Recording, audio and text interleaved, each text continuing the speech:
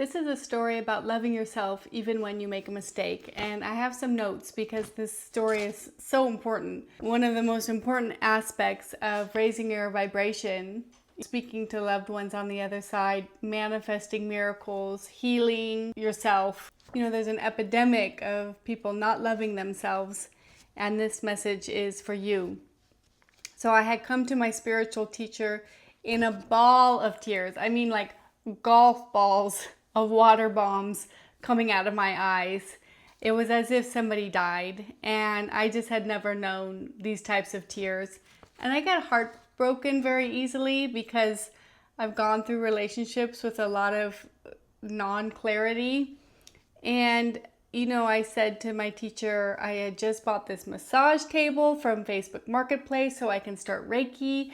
I started an energy night on Tuesdays at my house so that we could raise our vibration together.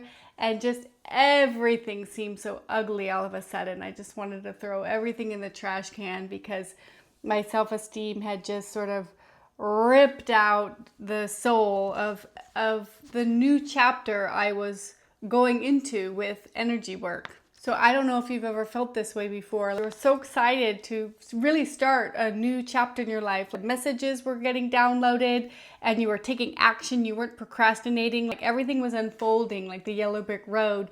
And then some old situation from your past just ripped everything out from under you, just exposing the house of cards that you were on. It's just validating that you're worthless and why were you trying to start anything good and new in the first place.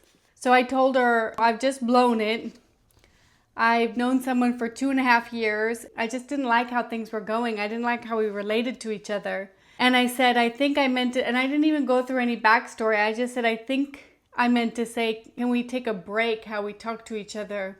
But instead, I said, I think our way of relating isn't working out. And I said it with the intention that maybe that person would come back to me and respond. But instead, I heard the iron gate shut in my face. And this is all through text. And that was it. And I just collapsed in a pool of low self-esteem. And I told her, I kept asking every week in the meditation that you instructed us to do, I was asking what is in the highest good for my relationship with this person, because we were getting trained to really feel our authentic emotional response system, not the chatter in our brain that makes things seem real. And I felt like I never had the answer because my mind kept getting distracted to work instead. And so when I blurted out what I did, I felt like it came from me, not from the higher self. And her response surprised me. She said, I don't think you made a mistake. She said, I think you got perfect information. I think you know that this relationship is work. She said, isn't it interesting how we need to pay attention to how the messages come to us as we go through our intuitive process? She reiterated, I don't think you made a mistake at all. And she remembered, she said, and when you heard the gate close, think about it. You're dealing with somebody who is so insecure, they can't come back to you and say, are you sure? And so when the iron gate closed, he couldn't hear it. And she even validated me. She said, the intuitive process isn't that you can't have a relationship with this person. It was just telling you that this individual has an insecure way of relating to you. She said, when we meet people who are right for us, isn't there a way that they come back to us? And she said, what you need to do in this process is love yourself and nurture yourself and say kind things to yourself. I adore you. You are absolutely precious to me. You're doing a great job. She said, what I hear in my body that makes me light up is, I'm so proud of you. As you're going through a ball of tears, even if you're aware of what the issue in a form of communication is, you must love yourself every single time. She said, humans make rules for ourselves. If I get to this one goal, then I can love myself and treat myself for about 5 minutes.